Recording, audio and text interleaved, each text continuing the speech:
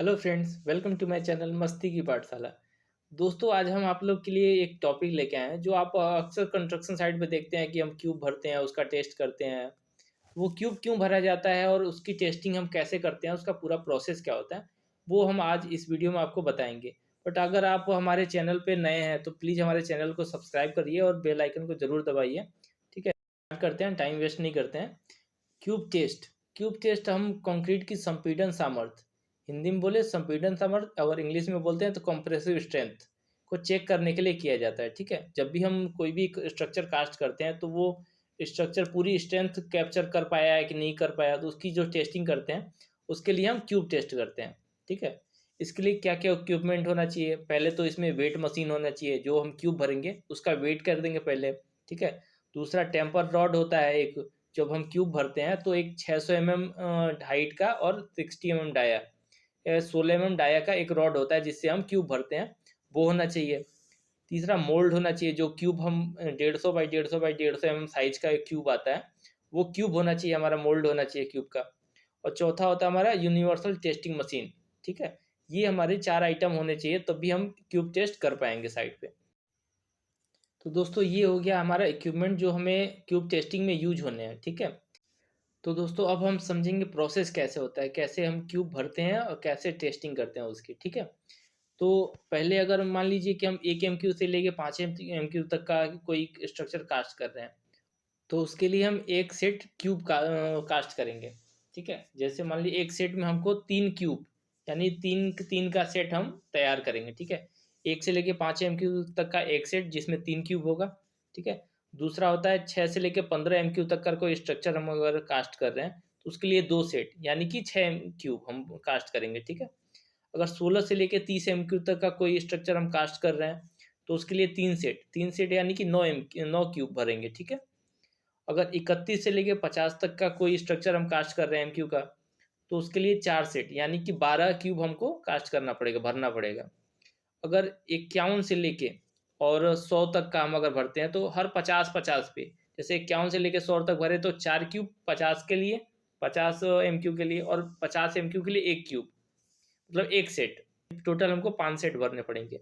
अगर 100 से भी ज़्यादा हो गया, मान लीजिए 118 हो गया या 120 हो गया, तो 50 MQ तक का तो हम 4 सेट भर रहे हैं, प्लस हर 50-50 MQ का एक एक सेट, यानी कि 100 MQ पर तो 5 सेट, और 100 से 150 हो गया तो 6 सेट हो जाएगा, 150 से 200 हुआ तो 7 सेट हो जाएगा। ऐसे करके हम 50-50 पे एक एक सेट बढ़ाते जाएंगे। ठीक है, तो दोस्तों जब भी हम क्यूब कास्टिंग करने जाते हैं, तो जैसे कंक्रीट जब भी साइट पे हमारा आता है, और या मिलर से आता हो, आरएमसी से आता हो, या फिर हम साइट पे बनाते हैं अगर मिक्स करते हैं, तो पहले हम क्यूब भरेंगे। क्यूब भरने के 3 लेयर में हम क्यूब भरेंगे। जो टेम्पर रॉड होता है तो उससे अच्छे से क्यूब को 3 लेयर में भर भर के उसको कूटना चाहिए, और कूट के अच्छे से उसको फिनिशिंग करनी चाहिए। ठीक है, उसके बाद उसको 24 घंटे के लिए हम सेटिंग होने के लिए छोड़ देंगे। 24 घंटा सेट होने के बाद उसको अब नेक्स्ट डे हम निकालेंगे क्यूब से बाहर, और उसको क्यूरिंग में अच्छे से रख देंगे, हौदा बना के क्यूरिंग में रख देंगे, उसको क्यूरिंग कर लेंगे। उसका 7 दिन पे टेस्टिंग करते हैं, और 14 दिन पे और 28 दिन पे, ये 3 हम टेस्टिंग करते हैं। जैसे अगर हम 7 दिन पे टेस्टिंग करते हैं तो उसका जो स्ट्रेंथ आना चाहिए वो 65% आना चाहिए। 14 दिन पे अगर हम स्ट्रेंथ चेक करते हैं उसकी 90% स्ट्रेंथ आ जानी चाहिए, कंप्रेसिव स्ट्रेंथ जो होगी वो 90% आनी चाहिए। अगर 28 दिन पे अगर हम टेस्टिंग करते हैं तो उसकी 100% स्ट्रेंथ आ जानी चाहिए। फॉर एग्जाम्पल अगर हम देखें, मान लीजिए कि हम M25 ग्रेड का कंक्रीट हम कास्ट कर रहे हैं, मान लीजिए कॉलम के लिए या फिर स्लैब के लिए या बीम के लिए, किसी भी स्ट्रक्चर के लिए M25 ग्रेड का हम कंक्रीट कास्ट कर रहे हैं। ठीक है, तो उसके जो 7 दिन का स्ट्रेंथ आना चाहिए वो 16.25 न्यूटन पर mm² आना चाहिए। ठीक है, जो 7 दिन पर 65% स्ट्रेंथ होता है उसका 16.25 न्यूटन पर mm²। अगर हम 14 दिन पे उसकी टेस्टिंग करते हैं तो 22.5 न्यूटन पर mm² आना चाहिए। ठीक है, 90%। और 28 दिन पे 100% होता है, यानी कि 25 न्यूटन पर mm² उसकी स्ट्रेंथ आ जानी चाहिए। अगर इससे कम होती है तो हमारी क्यूब वो फेल हो जाएगी।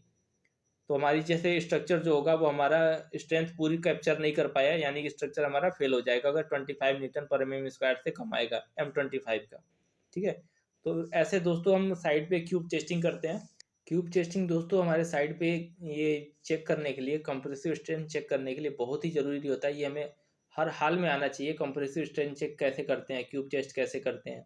जब भी आप साइट पे काम करोगे तो ये आपको परमानेंटली करना ही करना है। जब भी आप साइट पे काम करोगे, कास्टिंग करोगे, तो आपको चेक कराना है। क्लाइंट आएगा, आपका चेक करेगा कंप्रेसिव स्ट्रेंथ आपका आया कि नहीं आया, एक स्ट्रक्चर आप अच्छे से बनाए हो कि नहीं बनाए हो, सारा कुछ चेक करता है। तो ये आपको टेस्ट ज़रूरी आना चाहिए। इसलिए आप इसको अच्छे से रिवीजन करके अच्छे से देख लेना और इसको अच्छे से सीखना। आई होप दोस्तों ये वीडियो आपको बहुत ही अच्छा लगा होगा, आप इससे बहुत कुछ सीखे होंगे।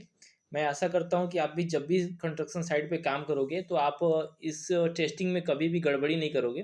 कोई भी आप क्यूब टेस्ट करोगे तो आप अच्छे से टेस्ट करोगे, अच्छे से पास कराओगे। I hope all the best, good luck.